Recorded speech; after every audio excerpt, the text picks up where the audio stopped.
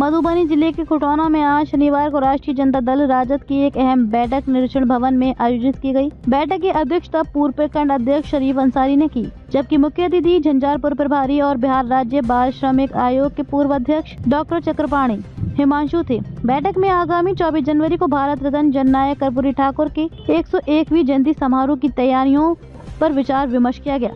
ये समारोह मधुबनी जिले के फुलपरास स्थित श्री कृष्ण यादव +2 उच्च विद्यालय सिसवा बरही के मैदान में आयोजित होगा। समारोह का उद्घाटन नेता प्रतिपक्ष तेजस्वी यादव करेंगे। डॉक्टर चक्रपाणी हिमांशु ने अपने संबोधन में कहा कि लालू प्रसाद यादव और तेजस्वी यादव के विचारों को गांव-गांव तक ले जाने की जरूरत है। उन्होंने संगठन के सदस्यता अभियान 2025 से 2028 को सक्रिय रूप से चलाने का आह्वान किया। उन्होंने कहा कि सभी जातियों को इस अभियान से जोड़ा जाए और जन समस्याओं को संग्रहित कर आंदोलन की रूपरेखा तैयार की जाए। चक्रपाणी हिमांशु ने केंद्र सरकार पर निशाना साधते हुए कहा कि देश में महंगाई, भ्रष्टाचार चरम पर है, सरकारी स्थानों का निजीकरण किया जा रहा है और नौकरियों में छटनी हो रही है। उन्होंने ये भी आरोप लगाया कि देश की अर्थव्यवस्था बर्बाद हो रही है और सरकार जनहित से भटक चुकी है। बैठक में संगठन को मजबूत बनाने के लिए प्रत्येक बूथ पर कम से कम 2 सक्रिय सदस्य और 50 सामान्य सदस्यों को जोड़ने की बात कही गई। सभी प्रकोष्ठों के संगठनों को दुरुस्त करने की जरूरत पर जोर दिया गया।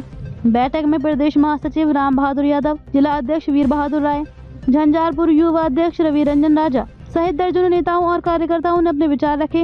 इस दौरान बबीता देवी, ओम प्रकाश शाह, राम दुलार यादव, रमन पासवान, धर्मेंद्र यादव, समीर भिंडवार आदि मौजूद रहे। बैठक में बताया गया कि कर्पूरी ठाकुर जयंती समारोह में राज्य के सभी वर्तमान और पूर्व सांसद, विधायक, प्रदेश पदाधिकारी, जिला अध्यक्ष और कार्यकर्ता शामिल होंगे।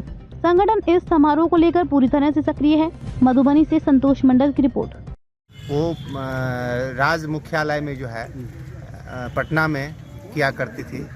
इस बार पार्टी का निर्णय हुआ कि चूँकि ये जननायक कर्पूरी ठाकुर जी ने फुलपरास में से विधानसभा चुनाव लड़े, इनका कर्म भूमि था, इसलिए हमारे पार्टी ने जो है सो तय किया कि हम लोग चल के पूरा बिहार से हम लोग फुलपरास उच्च विद्यालय में ही मनाएंगे जननायक कर्पूरी ठाकुर जी की 101वीं जन्म शताब्दी समारोह करते हैं। उस सब किसी के लिए हमारे शीर्ष नेतृत्व देखेंगे।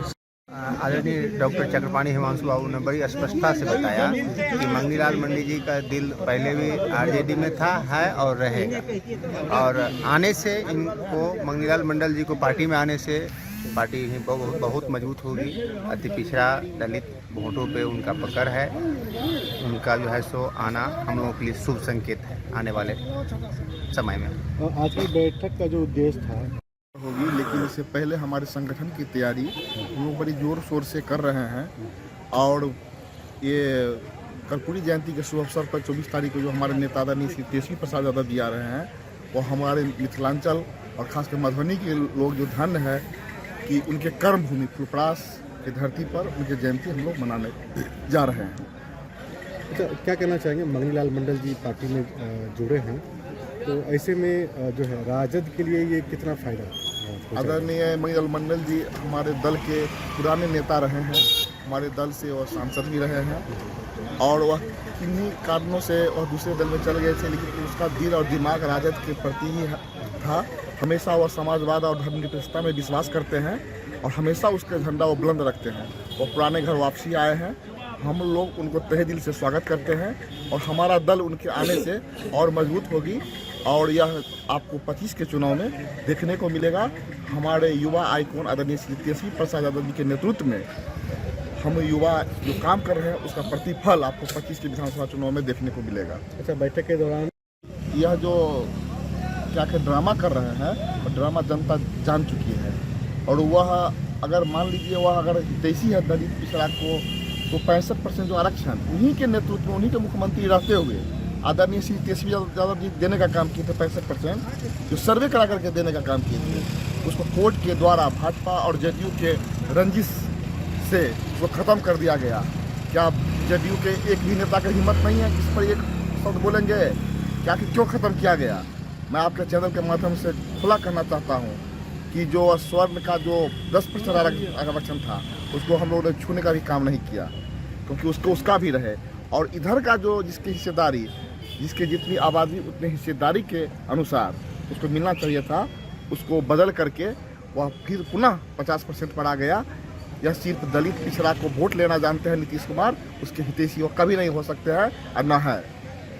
आईवी में जो था वो आने वाले 24 जनवरी 2025 को जननायक कर्पूरी ठाकुर जी यहाँ पर रोकना चाहेंगे आप? जदयू का दामन छोड़ आरजेडी में कल शामिल हो गए, इन पे क्या कहेंगे? मंगनी लाल मंडल पहले से राष्ट्रीय जनता दल, उनकी नींव की शुरुआत हुई है राष्ट्रीय जनता दल से, और उनका दिल और दिमाग राष्ट्रीय जनता दल में था और है। में आज एक दिवसीय बैठक किया गया। बैठक का मुख्य उद्देश्य था 24 जनवरी 2025 को जननायक कर्पूरी ठाकुर का राष्ट्रीय जनता दल की ओर से पूरे बिहार के कार्यक्रम फुलपरास में हो रहा है, जिस कार्यक्रम का उद्घाटन हमारे देश के आइकॉन युवा के प्रतिपक्ष नेता माननीय श्री तेजस्वी यादव जी करेंगे। इस कार्यक्रम राज्य के हमारे राष्ट्रीय जनता दल के राष्ट्रीय पदाधिकारी, प्रदेश के पदाधिकारी और सभी जिला के प्रमुख साथी इस कार्यक्रम में भाग लेंगे।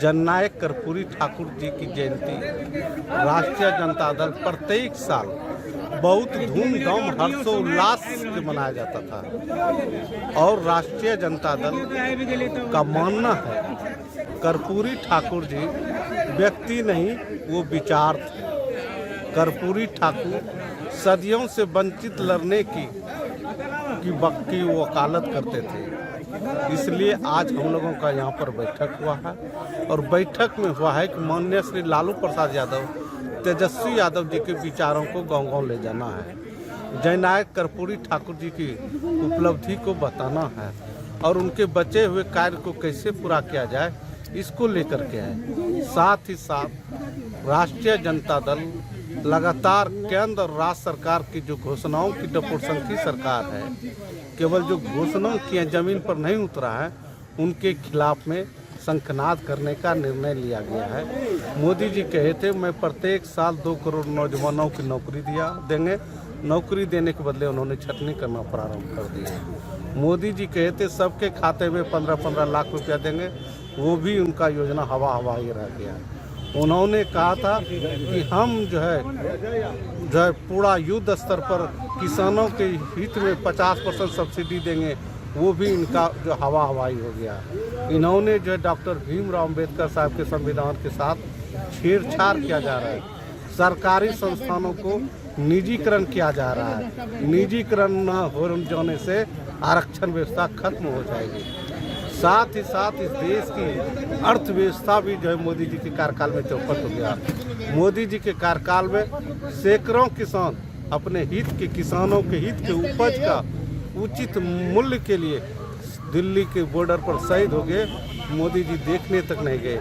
आज़ादी के बाद पहली बार सुप्रीम कोर्ट के 4 न्यायाधीश ने कहा देश का संविधान खतरे में है। उन्होंने कहा कि जो है देश का संविधान खतरे में है। जज लोआ की हत्या होती है, उस पर जो है कोई कुछ नहीं होता। पुलवामा हमले में 300 किलो RDX कहाँ से आया, इसकी जांच नहीं हुई। तो ये सरकार और राज्य सरकार दोनों केवल घोषणा किया, जमीन पर कहीं कुछ नहीं उतारा है। बिहार को न तो विशेष राज्य का पैकेज मिला, न तो भ्रष्टाचार खत्म हुआ, न तो महंगाई खत्म हुआ। महंगाई चरम से